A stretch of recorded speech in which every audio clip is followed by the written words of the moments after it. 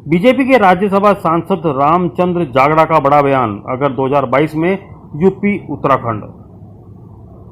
उत्तर प्रदेश में भारतीय जनता पार्टी ने 2022 में होने वाले विधानसभा चुनाव के लिए चुनावी कैंपेन शुरू कर दी है, जिसमें अलग अलग जातियों को साधने के लिए उन्हें बड़े नेताओं को मैदान में उतारा है, जिसके चलते रविवार को मुजफ्फरनगर पहुंचे राज्यसभा सांसद रामचंद्र जागड़ा विश्वकर्मा समाज के लोगों द्वारा जोरदार स्वागत किया गया।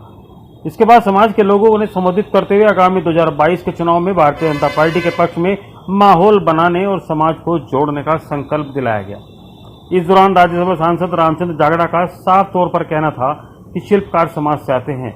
देश भर में 50 करोड़ शिल्पकार समाज के लोग हैं, जिसमें हिंदू और मुस्लिम सभी हैं। उन्होंने इस मामले में एक और बात कही कि जितने मुस्लिम शिल्पकार हैं वे सभी एक समय में उन्हीं के समाज के लोग थे और अगर किसी कारणवश उन्हें धर्म परिवर्तन किया। उन्होंने कहा कि अगर समाज में सम्मान नहीं मिलता तो उस कारण भी धर्म परिवर्तन हो जाता है।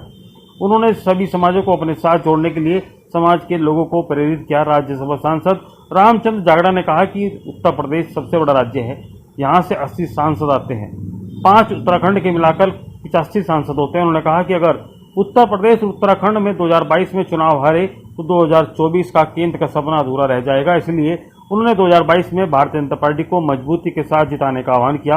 इस दौरान उन्होंने कहा कि 2022 अगर यूपी उत्तराखंड हारे तो 2024 का सपना टूट जाएगा। अगर 2024 का सपना साकार नहीं हुआ तो गरीब और मजदूर का सपना टूट जाएगा। उनका साफ तौर पर इशारा उत्तर प्रदेश उत्तराखंड की 85 लोकसभा सीटों पर है, लेकिन इन 85 लोकसभा सीटों पर जीत तभी संभव हो सकती है जब 2022 में उत्तर प्रदेश और उत्तराखंड में दोबारा भारतीय जनता पार्टी का कब्जा होगा। Bureau report, Navneet Sharma, Muzaffarnagar. तो उसके लिए हम लोग सब तैयारी भी करेंगे और मैं आपको बता देना चाहता हूं कि यहाँ मुजफ्फरनगर जिला ये वास्तव में हमेशा अग्रणी रहा है। इन्हें मैं धन्यवाद देता हूं, बधाई देता हूं।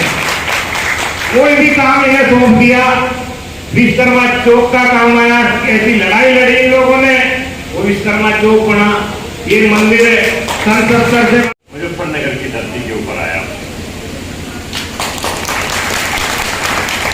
और हमेशा स्वामी कल्याण देव जी से मुझे एक उचित हमारे दर्शन मिला, जिसकी बदौलत आज मैं हिंदुस्तान के ऊपरी सदन का सदस्य हूँ।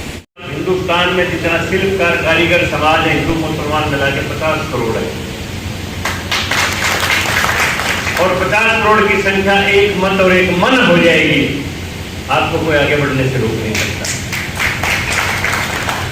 आपका मत भी एक होगा, आपका मन भी एक होगा, तो आपकी ताकत के सामने कोई टिक नहीं सकता है।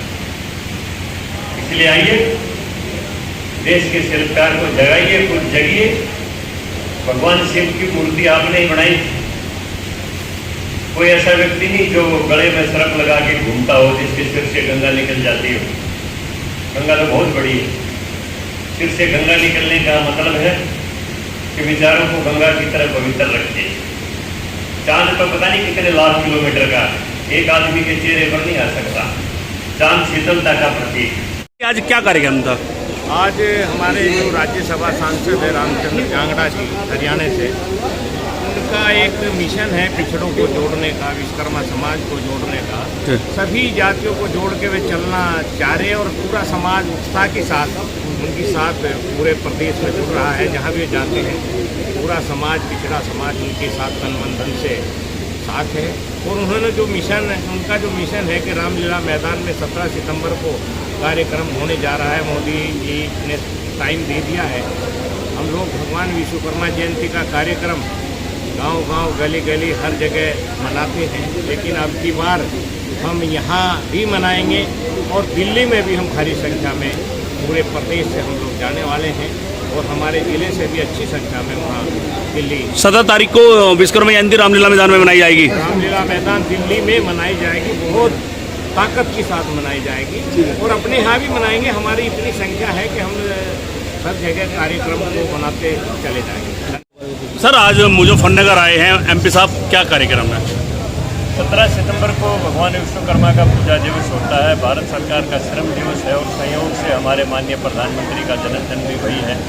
पूरे हिंदुस्तान का शिल्पकार विश्वकर्मा समाज इस दिन को बहुत ही भव्य रूप में और बहुत ही बड़े आयोजन के रूप में मनाने का संकल्पित है।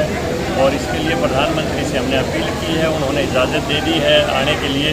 तो हम पूरे भारतवर्ष का इस संबंध में दौरा कर रहे हैं। मैं पूरे दक्षिण भारत का दौरा कर चुका हूँ, राजस्थान का, बिहार का दौरा कर चुका हूँ, महाराष्ट्र का दौरा कर चुका हूँ और अब उत्तर प्रदेश के दौरे पर हूँ। उत्तर प्रदेश में मैं लखनऊ, गोरखपुर है और इधर गाजियाबाद, लोनी वगैरह का मैं पहले टूर कर चुका हूँ और आज ये पश्चिमी जो 8 जिले महत्वपूर्ण इनके दौरे पर कल से मैं हूँ।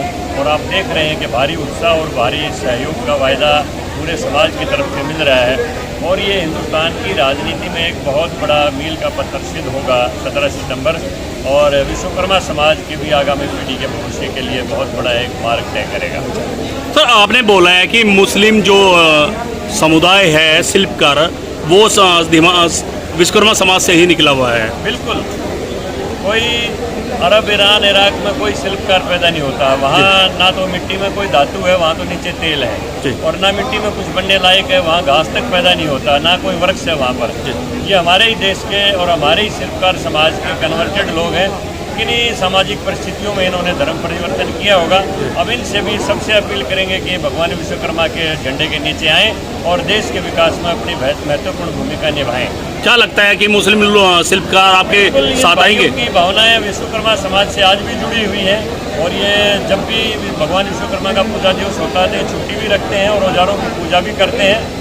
तो सिर्फ इनको अपनाने की ज़रूरत है, नज़दीक लगाने की ज़रूरत है। मेरा निश्चित विश्वास है कि ये हमारे भगवान विश्वकर्मा के बैनर के नीचे आके देश के आर्थिक अवस्था में, देश की टेक्नोलॉजी में महत्वपूर्ण भूमिका अदा करेंगे। सर, आपने ये भी कहा है कि अपना परिवार बढ़ाना चाहिए क्योंकि उत्तर प्रदेश के अंदर तो जनसंख्या पर बैन लगने जा रहा है और केंद्र भी ये विचार कर रही है। तो क्या मुस्लिम शिल्पकार और का मतलब है जातियां जोड़ने से, मेरा कोई बच्चे पैदा करने से मतलब नहीं है जी। मेरा परिवार बढ़ाने का मतलब है कि विश्वकर्मा समाज का परिवार बढ़ना चाहिए।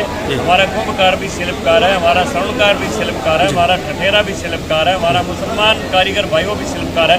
सारे परिवार को जोड़िए, मेरा कहने का मतलब ये। ठीक।